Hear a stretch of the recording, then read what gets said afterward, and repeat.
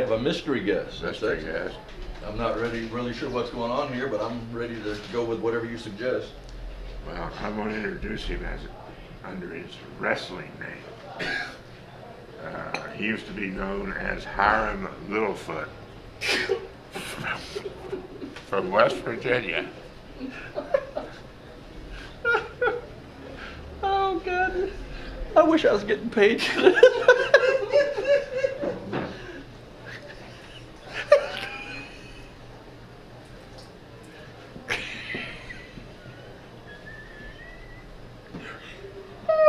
Thank God for it.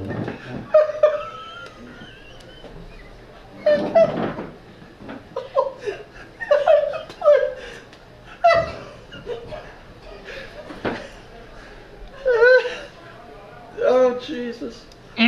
How you doing today, Larry? Pretty good, pretty good. I wanted Larry to.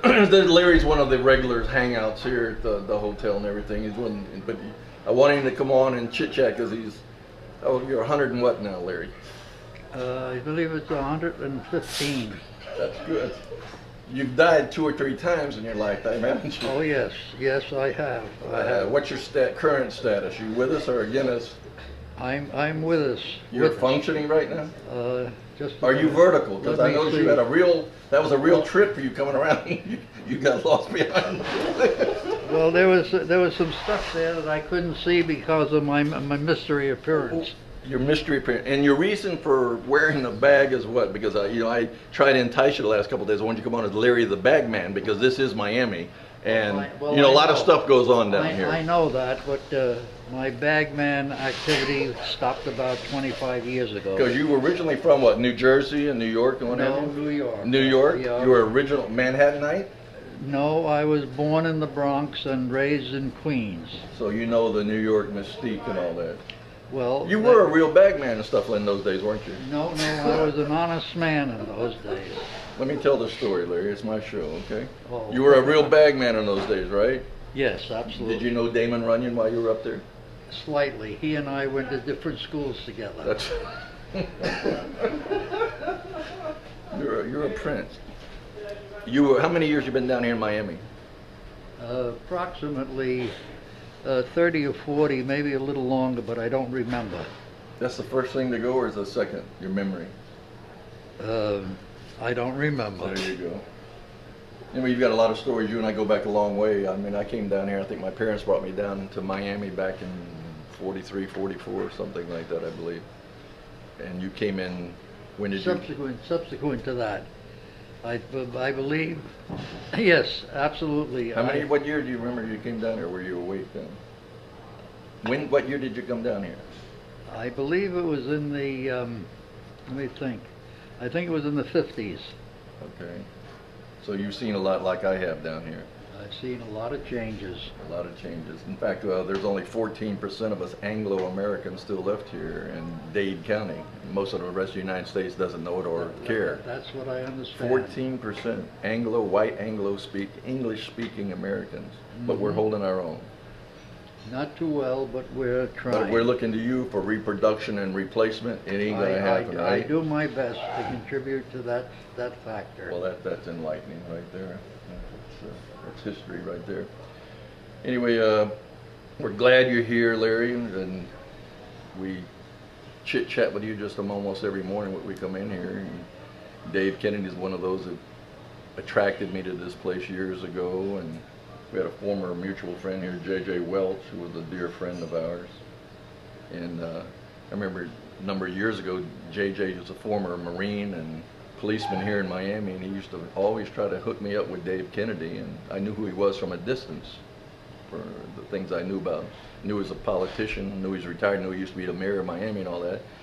And he and David and JJ were very, very close friends, and they always tried to hook me up to get me to go out to lunch and meet him and all that. And I told JJ, I don't have nothing to do with politicians. I just don't need that aggravation. So it went on for a long time. Finally, one day, JJ caught me in the right mood and said, all right, we'll all go out to lunch. So we went out and we just started chit-chatting with each other. I'm not sure, we might have went to I think the Hyatt was the first meal we had together. And La Palma was the first place? Okay. In Coral Gables, it's one of our favorite restaurants. And that started the relationship, and then a couple of weeks later I said, let's go again, and that's how I started the friendship with Mr. Kennedy, because I wanted to do my best to stay away from politicians. I knew I'd get aggravated.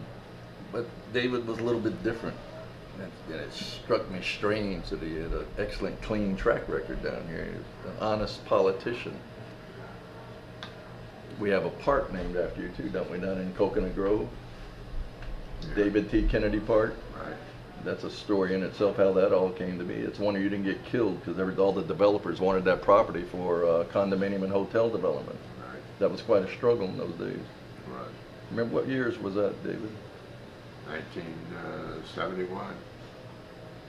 71. I was here in Miami, but I was a branch manager for General Electric in those days, and you were the mayor at that time. And our paths didn't cross in those days. We'd have made some light. Let me get back to Larry over here, because he's sitting over his bag, and he makes me nervous sitting over here like that. Is this the first time you've ever appeared on national and international television wearing a bag? This is the first time. Have you been on television before in your lifetime? Well, I may have been, but You don't remember? I don't remember. That's part of the problem. You were close friends with J.J. Welch too, weren't you? I knew him pretty well. You helped him out a lot then. J.J. had a bout of cancer, which took his life at the end there, but you were very close to him at the end there, and I paid attention to that. J.J. was one of my dear friends. He was, and I missed him badly. He was special people, wasn't he? Yes, he was. Okay, my friend. Larry, you got anything else? Oh, Larry is really the king of the jokesters around the Chateau Blue. You have anything stirring, any or things you'd like to share with us? Because I'd love to hear your repertoire. I think I told you once before that I don't come spontaneously. I have to have an association of ideas. What do you want me to say? I don't know. I don't know. I'd like you to tell a joke, Larry. That's where we're going with it. Well, say something. the only one I can think of was the elderly gentleman went to see his doctor. Okay. And the doctor says, something wrong? He says, no, doc. He says, but I want to ask you something. The doctor said, what is it? Doc, he says, I think I'm becoming senile. And the doctor said, what makes you say that? And he said, well, every once in a while when I go to the bathroom, I forget to zip up my zipper. And the doctor said, don't worry about that. It's not senility. He says, you're senile when you forget to zip it down. Did you get that? Because that went right over my head. That's very good, Larry. Well, thank you. Thank you. You have a lot of these, so as future meetings and things, we'll bring you in. If you have to insist on still wearing the bag, that'll be all right with us. But, Well, I was going to use Larry the Bagman because of the Miami mystique. Well, it may be, but I'll have to see whether I can get used to it. Well, I think I think it just adds something spectacular to the first program we've ever done. Yeah, because somebody tells me that the only thing you can't get used to is a pebble in your shoe. Is a pebble in your shoe? Yeah. Well, this is a new thing. I doubt anybody's ever gone on the air the first time with a program and introduced a mystery guest with a bag over his head. Well, thank you. But we Thank you. appreciate it. You've added quite a bit to the mystique and what we're trying to develop here. Because Thank you very much for your kind words, sir. And we look forward to seeing you in the near future for the many breakfasts that we'll share together. Thank you. I look forward to it too. All right. Thank you for coming by. My pleasure. Okay. Isabel, can we have a cup of coffee, please? Of course. Isabel is the world famous mamacita.